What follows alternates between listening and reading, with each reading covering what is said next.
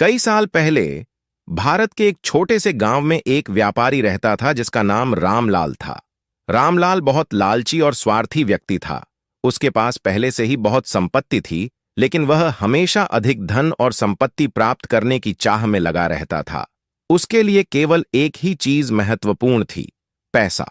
रामलाल ने अपने जीवन की शुरुआत एक छोटे से व्यापारी के रूप में की थी। उसने कड़ी मेहनत की और अपने व्यापार को धीरे धीरे बढ़ाया। वह अनाज, कपड़े और अन्य घरेलू वस्तुओं का व्यापार करता था। उसकी मेहनत और व्यापार की समझ ने उसे गांव का सबसे अमीर व्यक्ति बना दिया। लेकिन उसकी लालच और धन की भूख कभी खत्म नहीं हुई। गांव के लोग रामलाल से खुश नहीं थे। वह अक्सर उन्हें ऊंचे दाम पर चीजें बेचता और जबरदस्ती अपने आरण चुकाने के लिए दबाव डालता। कई गरीब किसान और मजदूर उसकी वजह से कर्ज में डूबे रहते। रामलाल की इस स्वार्थी प्रवृत्ति के कारण गांव में उसकी प्रतिष्ठा धीरे धीरे खराब हो रही थी। एक दिन रामलाल को खबर मिली कि पास के जंगल में एक छिपा हुआ खजाना है। यह खजाना बहुत पुराने समय का था और इसमें अनगिनत सोने चांदी के सिक्के और बहुमूल्य रत्न थे। यह खबर सुनकर रामलाल का लालच और बढ़ गया। उसने सोचा कि अगर वह इस खजाने को प्राप्त कर ले तो वह न केवल गांव का बल्कि पूरे प्रदेश का सबसे अमीर व्यक्ति बन जाएगा। रामलाल ने बिना समय गंवाए खजाने की तलाश में निकलने का फैसला किया। उसने अपने कुछ भरोसेमंद कर्मचारियों को साथ लिया और जंगल की ओर चल पड़ा। जंगल घना और खतरनाक था, लेकिन रामलाल का लालच उसे किसी भी डर से ऊपर लगा। जंगल में खजाना ढूंढना आसान नहीं था। उन्हें कई कठिनाइयों का सामना करना पड़ा। जंगली जानवर, कठिन मार्ग और विषैले पौधे। रामलाल और उसके कर्मचारी इन सभी मुश्किलों का सामना करते हुए आगे बढ़ते रहे। रामलाल का लालच और खजाने को पाने की लालसा उसे किसी भी मुश्किल से डरने नहीं दे रही थी। एक दिन रामलाल और उसकी टोली एक पुराने और भव्य पेड़ के पास पहुंचे। उस पेड़ के नीचे एक दिव्य प्राणी बैठा था। वह एक साधु था जिसकी आंखों में अद्भुत चमक और चेहरे पर शांति थी। साधु ने रामलाल को देखा और कहा, हे व्यापारी, तुम यहां क्यों आए हो? रामलाल ने बिना झिझक के कहा, महाराज, मैंने सुना है कि यहां एक खजाना छिपा हुआ है। मैं उसे ढूंढने आया हूं। साधु ने मुस्कुराते हुए कहा, यह खजाना केवल उसी को प्राप्त हो सकता है जिसके हृदय में सच्चाई और सेवा का भाव हो। लालच और स्वार्थी प्रवृत्ति के लोग इसे नहीं पा सकते।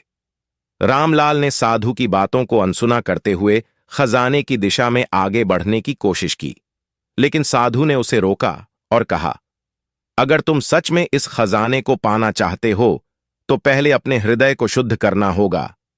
तुम्हें सेवा और परोपकार का मार्ग अपनाना होगा। रामलाल ने सोचा कि साधु की बातें सिर्फ उसे डराने और खजाने से दूर रखने के लिए हैं। उसने साधु की सलाह को नजरअंदाज किया और अपने कर्मचारियों के साथ खजाने की तलाश में आगे बढ़ गया। कुछ समय बाद रामलाल और उसके कर्मचारी एक गुफा के पास पहुंचे। गुफा बहुत ही रहस्यमयी और डरावनी थी, लेकिन रामलाल का लालच उसे अंदर खींच रहा था। उन्होंने हिम्मत जुटाकर गुफा के अंदर प्रवेश किया। गुफा के अंदर का दृश्य बहुत ही अजीब था। वहां अंधेरा था और दीवारों पर अजीब सी चित्रकारी थी। गुफा के अंदर चलते चलते रामलाल और उसकी टोली एक बड़े कक्ष तक पहुंची। वहां चारों ओर सोने चांदी के सिक्के और बहुमूल्य रत्न बिखरे पड़े थे। रामलाल की आंखें चमक उठीं। उसने तुरंत खजाने को समेटने का प्रयास किया, लेकिन जैसे ही उसने खजाने को छूने की कोशिश की, एक जोरदार आवाज गूंजी। साधु की आवाज गुफा में गूंजी, हे व्यापारी, मैंने तुम्हें पहले ही चेतावनी दी थी। यह खजाना केवल सच्चे और परोपकारी हृदय वालों के लिए है। तुम्हारा लालच और स्वार्थ तुम्हें इसे पाने नहीं देगा।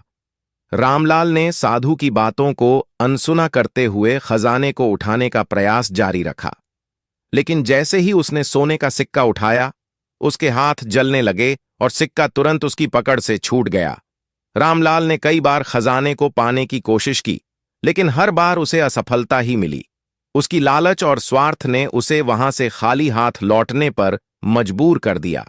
गुफा से बाहर निकलते समय साधु की आवाज फिर से गूंजी, लालच और स्वार्थ से केवल दुख और असफलता ही मिलती है।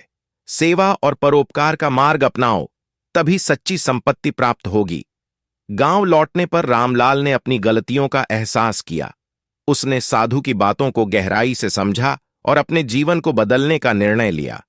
उसने अपने व्यापार को ईमानदारी और सेवा के मार्ग पर चलाया, गांव के लोगों की मदद करने लगा और उनकी समस्याओं को सुनकर उनका समाधान करने लगा।